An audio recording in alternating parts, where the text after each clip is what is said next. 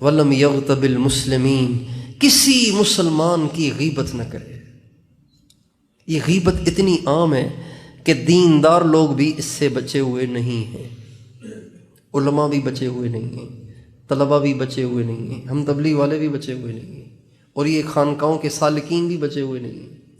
جب تک غیبت نہ کریں کھانا ہی ہضم نہیں ہوتا، غیبت نہ کریں تو سکون ہی نہیں ملتا۔ ایسا غیبت کا چسکا لگ گیا ہے، جیسے ہیرونچی کو ہیرون کا چسکا ہوتا ہے نا، اس کے بغیر اسے چین نہیں آتا، چرسی کو چرس پیے بغیر چین نہیں آتا۔ آج ہمیں غیبت کیے بغیر چین نہیں آتا، حالانکہ غیبت کرنا کبیرہ گناہ ہے، اور کبیرہ گناہوں میں بھی بڑا کبیرہ گناہ ہے۔ اور غیبت کسے کہتے ہیں؟ غیبت کہتے ہیں کسی مسلمان کا برائی کے ساتھ تذکرہ کرنا۔ اگر وہ نہیں ہے تو یہ غیبت ہے، اگر وہ موجود ہے تو غیبت بھی ہے، دل آزاری اور بے عزتی بھی ہے۔ اور کسی مسلمان کی دل آزاری اور بے عزتی کرنا اپنی ماں سے بدکاری کرنے سے بڑا گناہ ہے۔ لوگ کہتے ہیں میں تو اس کے سامنے بھی کہہ سکتا ہوں، اس میں کیا بات ہے، میں تو اس کے سامنے بھی کہہ سکتا ہوں۔ تو سامنے بھی کہہ سکتا ہوں کا مطلب یہ تھوڑی کہ سامنے کہنا جائز ہے۔ سامنے کہنے سے تو دو گناہ ہوں گے، دل آزاری اور بے عزتی بھی ہوگی اور غیبت بھی ہوگی۔ اس کا عیب بھی ذکر کر لیا آپ نے اور اس کا دل بھی دکھا دیا۔ غیبت تو آپ نے کی، پتہ نہیں اس کو پتہ چلا بھی نہیں چلا، نہیں پتہ چلا تو بڑا آسان ہو گیا مسئلہ۔ اس لیے غیبت سے ہمیں بچنا ہے۔ ایک شخص کسی کی غیبت کر رہا تھا، حضرت امام زین العابدین رحمۃ اللہ علیہ کا وہاں سے گزر ہوا، فرمایا غیبت نہ کرو، غیبت کتا صفت لوگوں کا کام ہے۔ کس کا کام ہے؟ کس کا کام ہے؟ کتا صفت لوگوں کا کام ہے۔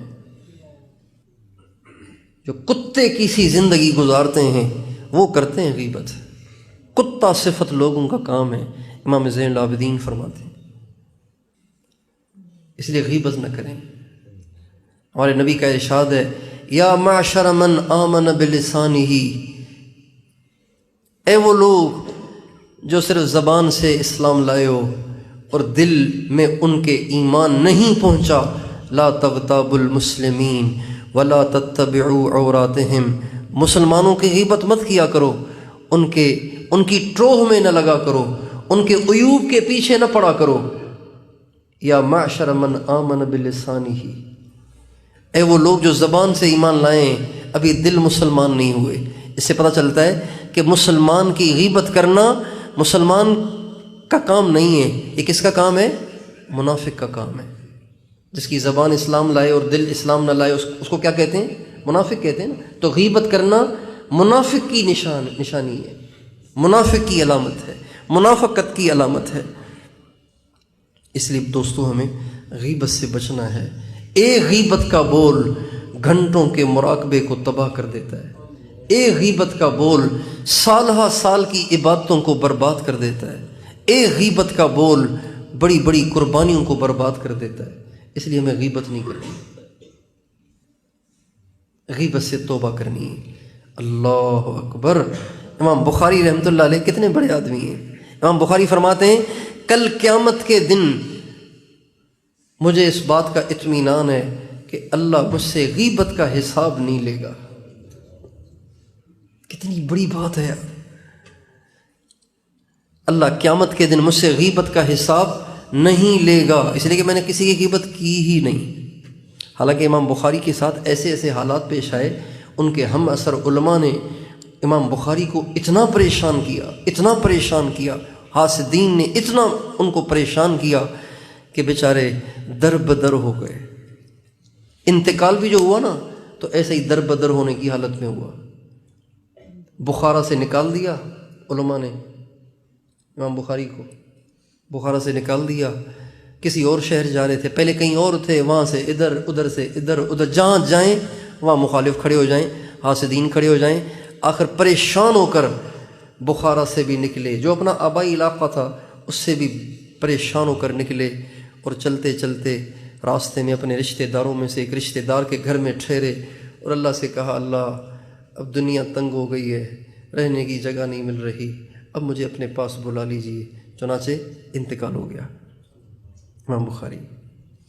تو جس کو معاصرین پریشان کرتے ہوں اور جس کو حاسدین پریشان کرتے ہوں، جس کی ٹانگیں کھینچی جاتی ہوں، جس کو در بدر کیا جاتا ہو، ہر جگہ جسے ذلیل کیا جاتا ہو، تو اس کو تو زیادہ موقع ملتا ہے غیبت کرنے کا نا، اس نے میرے ساتھ یہ کیا، اس نے یہ کیا، اس نے یہ کیا۔ لیکن امام صاحب فرماتے ہیں اللہ کا شکر ہے قیامت کے دن اللہ مجھ سے غیبت کا سوال نہیں کرے گا، اس لیے کہ اللہ کو پتہ ہے کہ میں نے کسی کی غیبت نہیں کی۔ ہمارے مولانا نذر الرحمن صاحب فرماتے ہیں اللہ کا شکر ہے جب سے غیبت کی وعید سنی ہے تب سے نہ غیبت کی ہے نہ سنی ہے۔ غیبت کرنا اور سننا دونوں ایک ہی درجے کے گناہ ہیں، دونوں ایک درجے کے گناہ ہیں۔ اس لیے اپنے گھر میں کہہ دیں، بیوی سے کہہ دیں، اپنی ماں سے بھی کہہ دیں امی آپ کا ہر حکم سر آنکھوں پر، کسی کی غیبت نہ کیا کریں میرے سامنے۔ اگر آپ کسی کی غیبت کریں گی تو میں اٹھ کے چلا جاؤں گا، آپ ناراض نہ ہوئیے گا۔ بیوی سے بھی کہہ دیں میری جان مجھے تجھ سے بڑی محبت ہے، تو نے میرے لیے سب کچھ چھوڑا ہے، بڑی تم نے قربانی کی ہے، لیکن کسی کی غیبت کرو گی تو اس رات میں گھر میں نہیں گزاروں گا، میں کہیں باہر مسجد میں جا کے سو جاؤں گا، غیبت نہیں سنوں گا۔ بچوں سے بھی کہہ دیں میرے بچوں سب کچھ ٹھیک ہے لیکن غیبت مت کرو، کسی کی غیبت کرو گے تو پھر میں گھر چھوڑ کے چلا جاؤں گا، میں نہیں بیٹھوں گا تمہارے ساتھ۔ اپنے گھر میں غیبت پہ پابندی لگا لیں، جس گھر میں غیبت پہ پابندی لگ جائے گی اس گھر سے نفرتیں ختم ہو جائیں گی، لڑائیاں ختم ہو جائیں گی، جھگڑے ختم ہو جائیں گے۔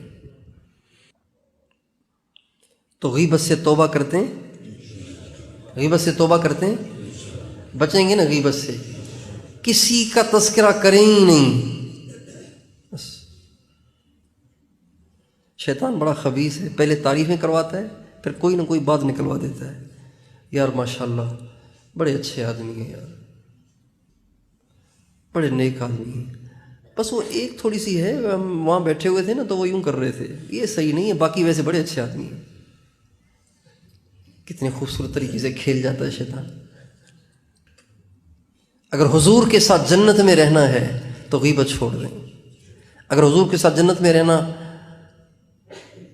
رہنے کی طلب نہیں ہے تو ٹھیک ہے، پھر جو چاہیں کر لیں۔